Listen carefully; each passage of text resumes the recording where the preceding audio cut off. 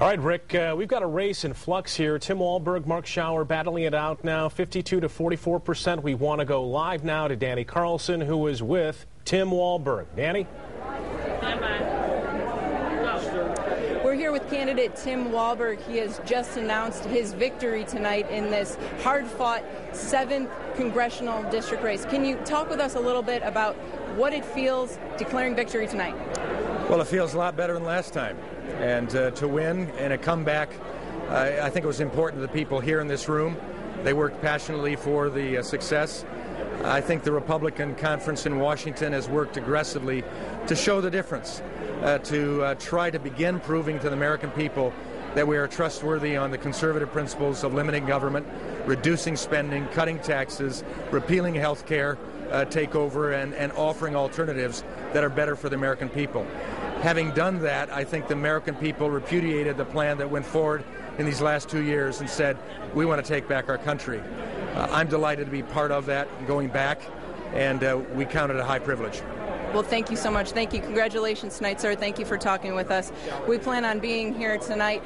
Stay with us on TV and online for updates on all the races you've been following. For now, we are live in Jackson. Danny Carlson, 24-Hour News 8.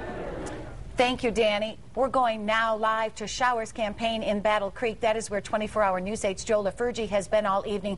Joe, did Congressman Schauer make a concession speech, or did he call Tim Walberg?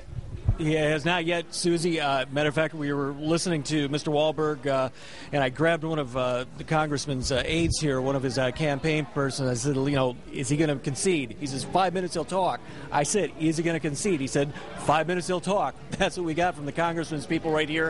You can see all the folks gathered waiting for the congressman to come up here to the podium. And in 5 minutes, or about less, we will hear whether he will concede or not.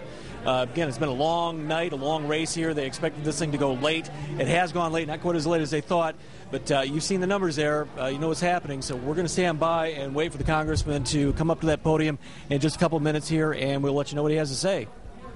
Boy, thank you, Joe. If that loss holds, that has got to be a bitter pill for Schauer to swallow. He spent $2 million fighting to retain that seat, and it looks like, at least according to Tim Walberg, it didn't happen. Rick, what do you make of that? This has been a seat in flux. Remember, in 2004, it was Joe Swartz who won.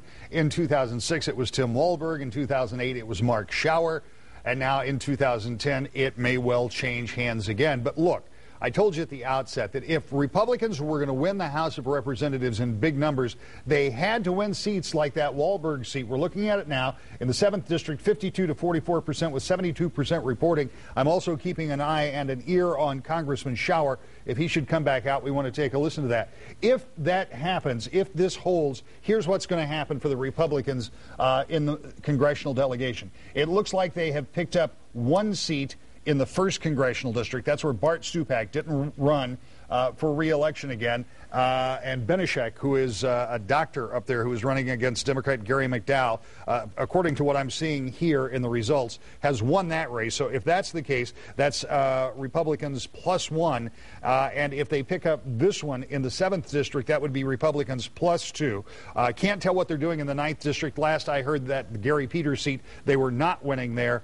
There was a thought at some time that they might get a steady run against John Dingell over in the southeast part of the state. That may have been pretty optimistic wishful thinking. Doesn't look like that's going to happen. But that would be a pickup of 2 in the Congressional District, remembering that when redistricting comes around, at least one will have to be drawn completely out.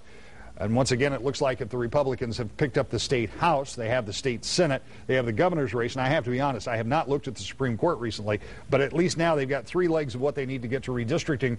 This is a pretty powerful night for Republicans who came into this 2 years ago. When the election cycle ended 2 years ago tonight, they had been beaten every race they had tried to win. They lost control in the House in a big way. They lost control of the Senate with over 60 Democrats, or with 60 Democrats. And, of course, the presidential race. 24 months later, here is what seems to be a bit of a sea change. We're going to continue to follow these numbers and see how it shakes out. But what it means tonight is if this holds, Republicans pick up at least 2 in Michigan's congressional district delegation, I should say. Back to you. All right, Rick, thank you.